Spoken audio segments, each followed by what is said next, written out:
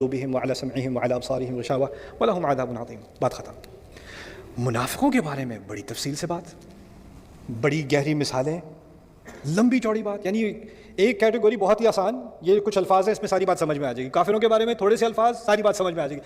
منافق ذرا پیچیدہ مسئلہ ہے، اس کو سمجھنے کے لیے ذرا تفصیل کی ضرورت ہے. تو وہاں پہلے حصے میں ہی منافقوں کے بارے میں ایک تفصیلی بحث ہے، تفصیلی مثالیں دی گئی ہیں، اس میں بہت تدبر کرنے کی ضرورت ہے. یعنی اللہ تعالیٰ نے شروع میں ہی ہمیں سکھا دیا کہ یہ جو مرض ہے نا نفاق کا، یہ کوئی آسانی سے پہچاننے جانے والی چیز نہیں ہے، اور اس کے لیے انسان کو بہت گہرائی سے اپنے اندر بھی دیکھنا پڑتا ہے. اور اسی کی طرف اشارہ شروع میں ہی ہو گیا پہلے حصے میں. اچھا پہلے حصے کی بات ہوگی، ٹھیک ہے. کتنے حصے رہ گئے مجھے یاد نہیں، آپ یاد کراؤ. 8 حصے رہ گئے. 9 حصے ہیں نا مکمل، 8 حصے رہ گئے. یہ پہلا حصہ ہے. اب میں آخری حصے کی بات کرتا ہوں، حصہ نمبر 9. میں آخر میں لے جا رہا ہوں، بالکل آخر میں لے کے جا رہا ہوں آپ کو.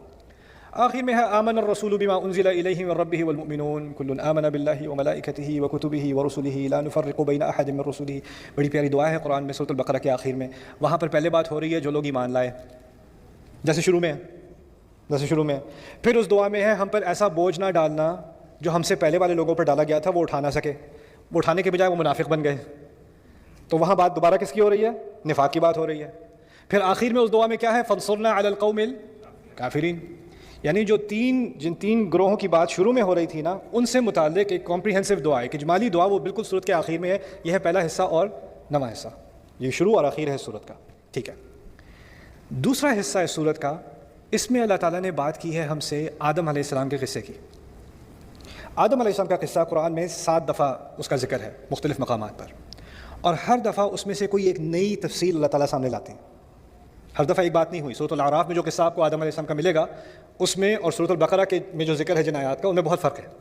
یعنی آپ اس طرح سمجھ لیں آج کل کی زبان میں کہ آپ ایک اینگل سے دیکھ رہے ہو نا تو آپ کو کچھ نظر آ رہا ہے، ایک ہی سین ہے، اور آپ اسی چیز کو ایک دوسرے اینگل سے دیکھو گے تو آپ کو کچھ اور نظر آئے گا. تو قرآن کبھی ایک اینگل سے اسی قصے کے بارے میں ذکر کرتا ہے، پھر کسی اور اینگل سے اسی قصے کے بارے میں ذکر کرتا ہے. ٹھیک ہے، آپ کو ایک نئی چیز سیکھنے کو ملتی ہے جو آپ کو اس نقطۂ نظر سے نظر نہیں آ رہی تھی، اب اس نقطۂ نظر سے نظر آئے گی. ٹھیک ہے نا.